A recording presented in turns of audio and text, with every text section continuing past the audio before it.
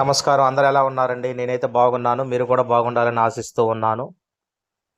ఎక్కడైనా రోడ్డు ప్రమాదం జరిగినప్పుడు వారికి అత్యవసర చికిత్సా విధానాన్ని కేంద్ర ప్రభుత్వం ప్రవేశపెట్టింది.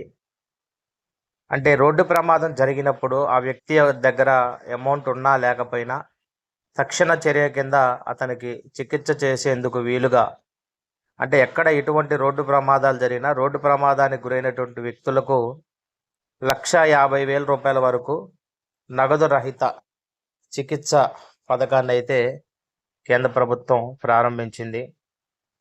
ఈ పథకాన్ని దేశవ్యాప్తంగా రోడ్డు ప్రమాద బాధితుల కోసం ఈ యొక్క పథకాన్ని అయితే ప్రవేశపెట్టడం జరిగింది. దీంట్లో ఒక్కొక్క వ్యక్తికి 1,50,000 వరకు కవరేజ్ లభిస్తుంది. ఇది సోమవారం రోజే కేంద్ర రవాణా రహదారుల శాఖ నోటిఫికేషన్ అయితే విడుదల చేసింది. ఈ నిర్ణయం ఈ నెల 5 నుంచి అమల్లోకి వచ్చి ఉత్తర్వుల్లో స్పష్టం చేసింది.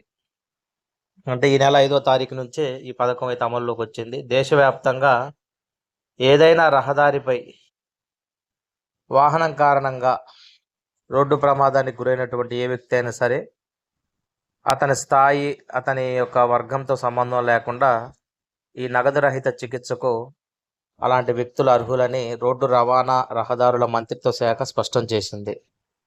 సాధారణంగా రోగులకు ట్రామా, పాలిట్రామా సేవలు అందించగలిగే అన్ని ఆసుపత్రులు కూడా ఈ పథకం పరిధిలోకి తీసుకురావాలని, అందుకోసం రాష్ట్ర ప్రభుత్వాలు కూడా చర్యలు తీసుకోవాలని కేంద్ర ప్రభుత్వం ఆ ఉత్తర్వుల్లో వివరించింది. ప్రమాదంలో దెబ్బతిన్న వ్యక్తి ఆసుపత్రికి తీసుకొచ్చిన వెంటనే వైద్య సేవలు అందాలి. ఎందుకంటే ఏదైనా ప్రమాదం జరిగినప్పుడు మరి మనం ఏ హాస్పిటల్ తీసుకెళ్ళినా ముందు డబ్బు కట్టాలి. డబ్బు లేకపోతే చికిత్స చెయ్యరు. తద్వారా చాలామంది ప్రాణాలు కోల్పోయినటువంటి పరిస్థితులు ఉన్నాయి. కాబట్టి నిజంగా ఇది ఒక మంచి స్కీమ్ అనే చెప్పుకోవాలి. ఎందుకంటే ఒకవేళ డబ్బు లేని వాళ్ళు, నిరుపేదలైన వాళ్ళు ఇలాంటి ప్రమాదాలు జరిగినప్పుడు చాలా ఇబ్బంది పడాల్సి వస్తుంది. కాబట్టి 1,50,000 వరకు అయితే నగదు రహితంగా హాస్పిటల్లో, ప్రైవేట్ హాస్పిటల్ అయినా ఎక్కడైనా సరే వారికి 1,50,000 వరకు ఉచితంగా వైద్య సేవలు అయితే ఈ పథకం ద్వారా లభించనున్నాయి. ఇంకా మెరుగైన సౌకర్యాలు కనుక అక్కడ తక్షణం చేర్పించినటువంటి హాస్పిటల్లో మెరుగైన సౌకర్యాలు లేకపోతే మరో ఆసుపత్రికి కూడా తరలించే సౌకర్యం కూడా ఉంది. దానికోసం ఆ ఆసుపత్రి వర్గాలు ఏర్పాటు చేయాలని స్పష్టం చేసింది.